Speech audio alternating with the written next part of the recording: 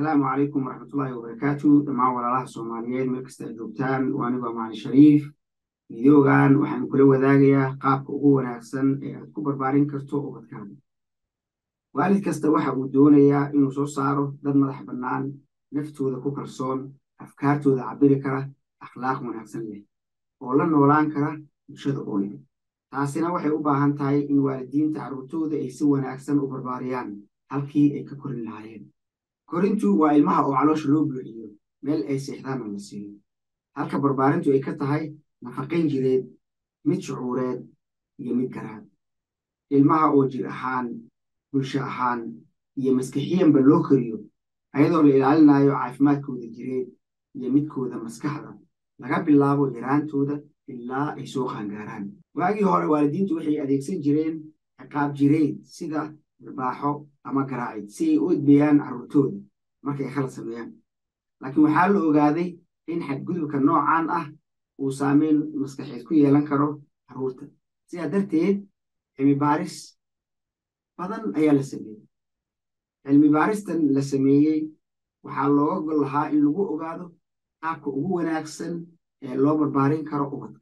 1960kii, dhakhtarad magaceeda la yidhahdo Diana Baumrind oo ku takhasustay cilmu nafsiga ayaa cilmi baaris waxay ku samaysay xiriirka ka dhexeeya qaabka uu waalidka u barbaariyo ilmihiisa iyo sida ay noqdaan marka ay weynaadaan.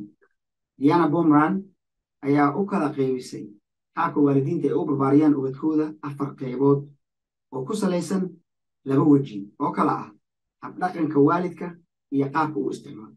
qaabka koowaad waxay ku tilmaamtay authoritarian parents. waa waalidka oo si cad ugu sheegay ilmihiisa waxa ay ka doonayaan inay sameeyaan iyo cawaaqibka ka dhalan kara haddii ay samayn waayaan. waalidkan marna uma muujiyo ilmihiisa wax kalgacala oo hadalkiisu wuxuu ku kooban yahay raac waxaan idhaahdo sababtoo ah aniga ayaa iri. waalidkan marna ma tixgeliyo fikradaha iyo dareenka ilmahooda. waxa keliya oo ay ku qancaan waa in carruurta ay raacaan xeerka ayagoon wax su'aala ka keenin waxa laga doonayo inay sameeyaan. waalidiinta authoritarianka ah agtooda gorgortan ma yaallo oo waxay diiradda saaraan in ilmuhu ay adeecaan waalidka ayna sameeyaan wax kasta oo loo diro. haddii ay jebiyaan xeerka uu waalidka dejiyey, isla markiiba waa la ciqaabaya ayadoo wax tixgelinna la siinin ra'yigooda. waxa ay ku degdegaan ciqaabta ilmahooda halka ay ka edbin lahaayeen. sidaa darteed, waxay door bidaan in ilmahooda ay ka shallaayaan khaladaadkii ay sameeyeen halka ay ka bari lahaayeen carruurta sidai ay ku qaadan lahaayeen go'aan ka wanaagsan go'aanadii u horseeday inay khaladkan marka horeba sameeyaan. carruurta uu waalidka authoritarianka ah soo barbaariyo waxay noqdaan kuwo raaca xeerka waalidka, laakiin waxay ka tahay cabsi oo keliya, kama aha baari ahaansho. marka ay soo xoogeystaan waxay bilaabayaan inay waalidka ku afceliyaan ayagoon u haynin wax xushmada haba yaraatee. carruurtan waxaa ku adkaada inay isku kalsoonaadaan sababtoo ah waalidkood ma qiimayn jirin afkaartooda iyo go'aanadooda nolosha. sidoo kale, carruurtan waxaa laga yaabaa inay been u sheegaan waalidkood si ay iskaga badbaadiyaan ciqaabta. marka ay khaldamaan ama ay jebiyaan xeerka waalidka uu u dejiyey, waxaa laga yaabaa in waalidka ay been u sheegaan si iskaga badbaadiyaan ciqaabta la marsii doono. sidaas carruurtan waxay ku noqon karaan beenaalayaal. waxaa kaloo laga yaabaa inay noqdaan kuwo u arka waalidkood cadow halkii ay uga fikiri lahaayeen in waalidkood dantooda uu ka shaqaynayo oo keliya. isku soo duuduub, waalidka authoritarianka ah wuxuu ka doonayaa carruurtiisa inay raacaan xeer guri adag. haddii ay raaci waayaan, waa la ciqaabayaa ayadoon loo sheegaynin waxa ay khaldeen, lana siinaynin talabixin ku aadan sidii ay uga feejignaan lahaayeen inay ku dhacaan khaladkan oo kale. dr. Diana Baumrind qaabka labaad waxay ku tilmaamtay permissive parenting. waa waalidiinta oo ula dhaqma carruurtooda inay saaxiibadood ay yihiin oo kale. jacayl fara badan ayay u muujiyaan ilmahooda, laakiin waxay ilaawaan inay edbiyaan carruurtooda. waalidiintan carruurtooda waqti badan ayay shashadaha ku jiraan. waalidkuna marna kama qaado xitaa haddii ay dhibaato ka soo gaarayso.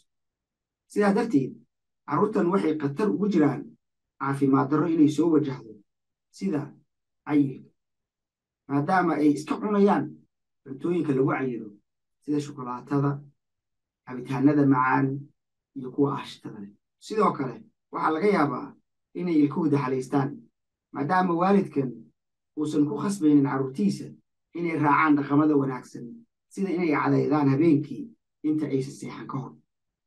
waalidkan xeer uma degsana gurigooda, carruurtoodana ma ciqaabaan, oo waxay u maleeyaan in carruurtooda ay si wanaagsan wax u baranayaan haddii ay faraha kala baxaan.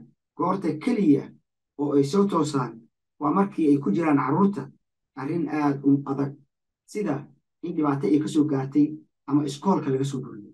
waalidiintaba masifka ah carruurtooda waxay ku dhiirigeliyaan inay la sheekaystaan, laakiin marna waqti ma geliyaan edbinta carruurtooda iyo in carruurtooda ay ka feejignaadaan darrada iyo akhlaaq xumada. sidoo kale waxaa laga yaabaa inay akhlaaqdooda xumaato maadaama aysan marna qadarin sharciyada iskoolka iyo xeerka uu waalidka dejiyey. carruurtan kalsoonidooda waa ay hooseysaa, mararka qaarna muruga ayaa la soo gudboonaata. waalidiintan waa kuwo aad u dabacsan, sidaa darteed carruurtooda ma edbiyaan mana ciqaabaan. haddii ay ciqaabaanna marka uu ilmaha tuugo waa ay iska cafiyaan. habdhaqanka iyo isxakamaynta ay ka doonayaan carruurtooda waa mid aad u hooseeya. mar kastana waxay isku dayayaan inay ka fogaadaan in iyaga iyo carruurtooda ay iska hor imaadaan. isku soo duuduub, waalidiinta bamasifka ah waa ay la sheekaystaan ubadkooda, laakiin waxay ula sheekaystaan saaxiibo inay yihiin oo kale, halkii ay u wada sheekaysan lahaayeen waalid iyo ubadkiisa oo kale. waalidiintan waxay soo baraarugaan markii ay wax weyn dhacaan oo keliya, sida in ilmaha iskoolka laga soo buriyo oo kale. qaabka saddexaad, dr diana bomran waxay ugu magac dartay authoritative parenting. waa waalidiinta oo juhdi badan geliya inay abuuraan xiriir wanaagsan oo kala dhexeeya carruurtooda. waalidiintan waxaa u degsan xeer guri carruurtooda oo idil ay og yihiin cawaaqibka ka dhalan kara haddii ay jebiyaan xeerkaas, ayagoo u sharaxaya carruurtooda sababaha ay u sameeyeen xeer guriga, una muujinaya kalgacal aad u fara badan, taas oo u oggolaanaysa ilmaha iyo waalidka in ay ku xalliyaan mushkilad kasta si wada jir ah oo iskaashi leh. waalidiintan waxay dhaqan geliyaan xeer guriga ay sameeyeen, waxayna siiyaan carruurtooda cawaaqib u dhigma qaladka ay sameeyeen, ayagoo weli tixgelinaya dareenka iyo fikradaha ilmahooda. tusaale ahaan, ayagoo ayidaya waxa carruurta ay u sheegayaan ayay haddana u muujinayaan in go'aanka ugu dambeeya uu waalidka iska leeyahay.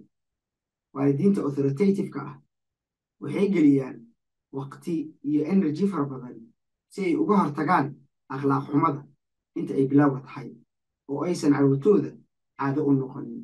waxay kaloo isticmaalaan xeeladaha togan ee ah in akhlaaqda wanaagsan la bogaadiyo, sida in la ammaano ilmaha lana abaalmariyo, halka akhlaaq xumada laga hortagayo goorta ay bilowga tahay, ilmahana cawaaqib u dhigma khaladkiisa la siiyo. cilmi baaris ayaa lagu ogaaday in carruurta ay barbaariyaan waalidiinta authoritative-ka ah ay u badan tahay inay noqdaan dad mas-uul ah, go'aano wanaagsan qaadan kara, qiimayn kara go'aanadooda, kana fikiri kara cawaaqibka ka dhalan kara go'aanada khaldan. carruurtan waxay noqdaan kuwo faraxsan, guulo soo hooya, soona gudbin kara afkaartooda. waalidiinta authoritative-ka ah waa ay dhegeystaan carruurtooda, khaasatan marka ay su'aalo qabaan. markii carruurta ay sameeyaan waxaan ahayn wixii laga doonayay, kuma degdegaan inay ciqaabaan ilmahooda, oo marka hore waa ay dhegeystaan. waalidiintan carruurtooda waxaa kala dhexeeya wada shaqayn, mar kastana waa ay la socdaan akhlaaqda carruurtooda guriga iyo iskoolka. ujeeddaduna ma aha in la ciqaabo ilmaha, ee waa in la saxo si ay u qabatimaan dhaqamada wanaagsan.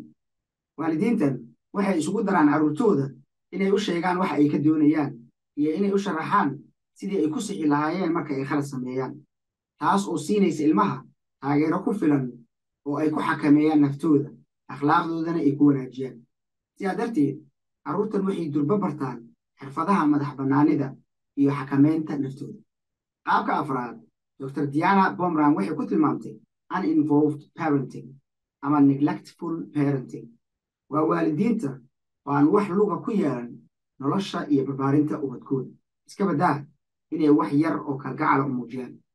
waalidiintan كما ورقبان نلش ودكوذا جبي هانتين والدينتن مو يديان المهودة سيدا أي أحد مالنتوذا إسكول كما ورقبان عروتوذا عدة أي ساحيب ليهين عدة أي إسكودة درصدان هي عدة أي وقتوذا لقاتان إنت والدينتن كلام أوجا إن عروتوذا اللي لقسو سي إسكولكا هي إنكذا سوتو وقتها وما حيان وحاسويدين والدينتا كبر بارسا المهودة قابك أفراد هيرقلوا مدك سنة عروتوذا ما يستان عدة جيسته وحاكته ونايفتيمسا waxa ay saxeen iyo waxa ay khaldeen waalidiintan ma badabooli karaan baahiyaha asaasiga ah ee carruurtooda sababtoo ah waxay ka filayaan carruurtooda inay iyagu isbarbaariyaan taasoo la dhihi karo waa ay dayaceen carruurtooda walow waalidkan aysan ka ahayn ku talagal waalidiinta ku barbaarisa ubadkooda qaabka afraad inta badan aqoon iyo khibrad toona uma laha barbaarinta ubadka mararka qaarna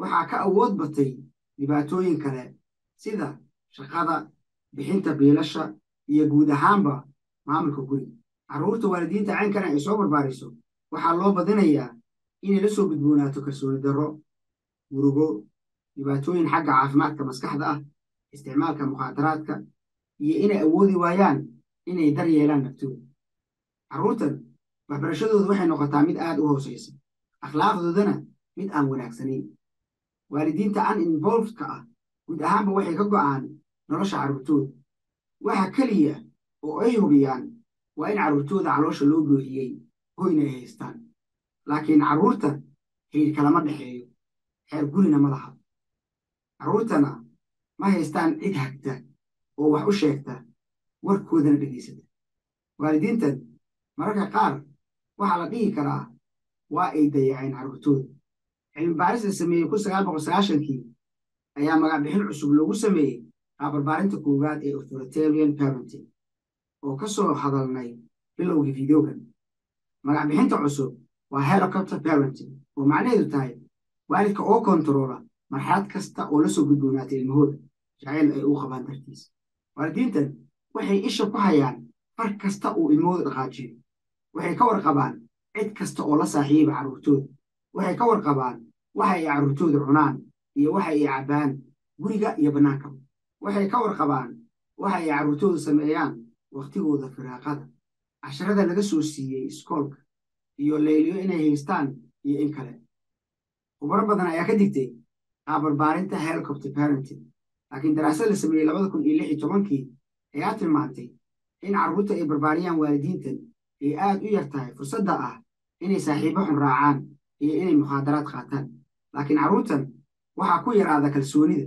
maadaama waalidkood uu mar kasta u heelan yahay inuu xalliyo dhibaato kasta oo soo wajahda taasoo ka dhigtay carruurtan inay noqdaan kuwa jirjilicsan oo caawimaad joogto ah u baahan mar kasta carruurtan waxay noqdaan kuwa aan wax qabsan karin keligood sababtoo ah lama soo baran xirfadda madax bannaanida sidoo kale carruurtan waxaa soo wajaha kalsooni darro walwal iyo labalabayn marka ay is yidhaahdaan go'aan gaara cabsi fara badan oo ay ka cabsanayaan inay guuldareystaan darteed ugu dambayn daraasadaha la sameeyey dhammaantood waxay muujinayaan barbaarinta ubadka ee loo yaqaano authoritative parenting inay tahay qaabka ugu wanaagsan ee loo barbaariyo carruurta sababtoo ah habkan waa hab dhammaystiran oo hagaya ilmaha qalad iyo saxna kala baraya ayadoo weliba warkooda la dhegaysanayo jacayl fara badanna loo muujinayo waalid qaabka aad u barbaarinayso ilmahaaga iyo qaabka aad ula dhaqmayso intaba waa inay ka saaciddo carruurtaada inay yeeshaan caadooyin wanaagsan oo waxtar u leh naftooda iyo xirfadahooda nolosha sida inay maarayn karaan naftooda sababtoo ah taasi waxay saameyn weyn ku leedahay noloshooda inta ka hartay la wadaag walaalaha kale waa mahadsantihiin asalaamu calaykum waraxmatullaahi wabarakaatu